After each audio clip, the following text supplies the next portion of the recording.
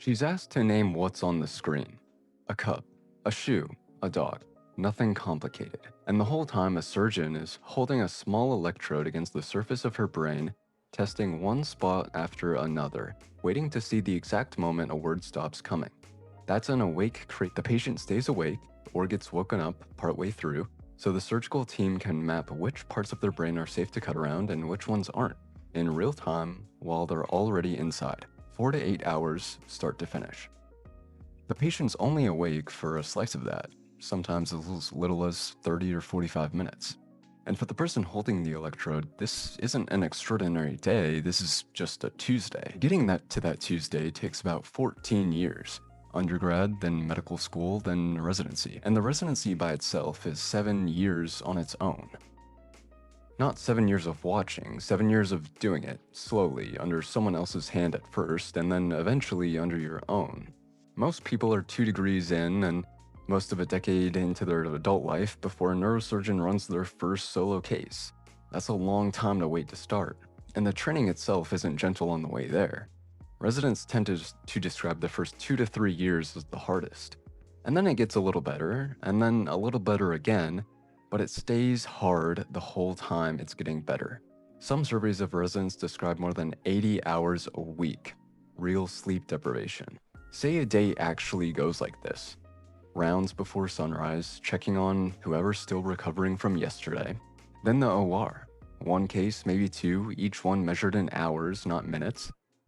Clinic in between, meeting the people who are about to become tomorrow's cases and the people who already were. And then some nights call. A pager going off at 2 in the morning for something that can't wait until the sun's up, because in this job, a lot of things can't wait until the sun's up. And some of it isn't about the schedule at all, because some of it's just physical. Standing for hours at a stretch, case after case, does real damage over a career. Certain moves inside that surgery, reconnecting a blood vessel deep in the brain for instance, need a level of hand steadiness held for hours, not seconds. And fatigue isn't just uncomfortable here. Tired hands and a tired mind are a documented source of real surgical mistakes. And none of that is the bad stretch, that's the baseline. Most practicing neurosurgeons work 50 to 70 hours a week. Night call comes around roughly every 10 to 13 days, and there's a backup call stacked on top of that too, taken from home on the days that are supposed to be off. So even the days off aren't fully off. Somewhere between a third and 2/3 of neurosurgeons report real burnout, depending on which study you read. Not a small, struggling minority, somewhere closer to a coin flip.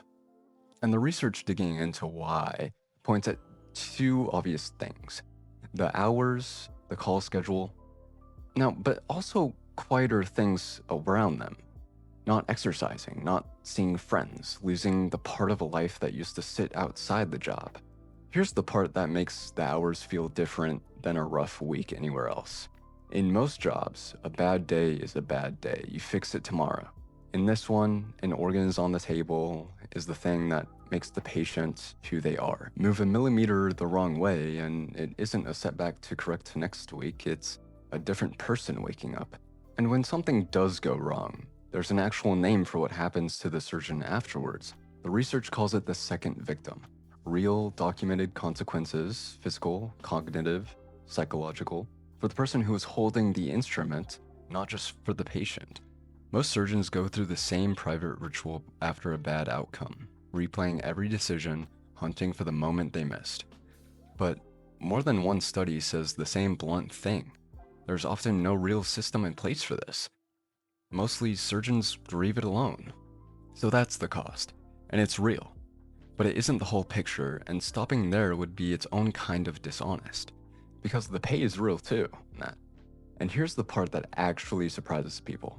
Ask neurosurgeons directly, and the numbers aren't grim at all. One nationwide survey found 95% satisfied with their career, 73% called themselves very satisfied. Most said they'd choose the field again. Most would recommend it to someone else starting out. That's not what you'd expect from 50 to 70 hour weeks and a coin flip's chance of burnout.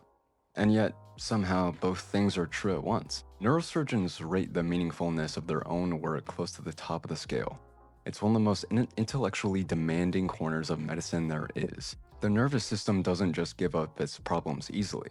For a lot of people in this field, that difficulty is the draw, not the deterrent. So why do 14 years of training and 50-plus-hour weeks and call every 10 days for a job that carries that kind of weight? Maybe some of it's really the money, but the satisfaction numbers suggest it's not mostly that. You don't get most people saying they do it again just for a paycheck. Maybe it's closer to what the meaning score says. Some people want to be the one standing there when it matters, and they'd rather have that than an easier week. A patient names a cup, a shoe, a dog, while someone holds a wire to the surface of their brain and waits to see which word disappears. 14 years to get to that room, 50, 60, 70 hours a week once you're in it. And somewhere close to half the people doing it will tell you it's worn them down. And somewhere north of 90% will tell you they're satisfied anyway. Both of those are the real answer. Neither one alone is the whole job.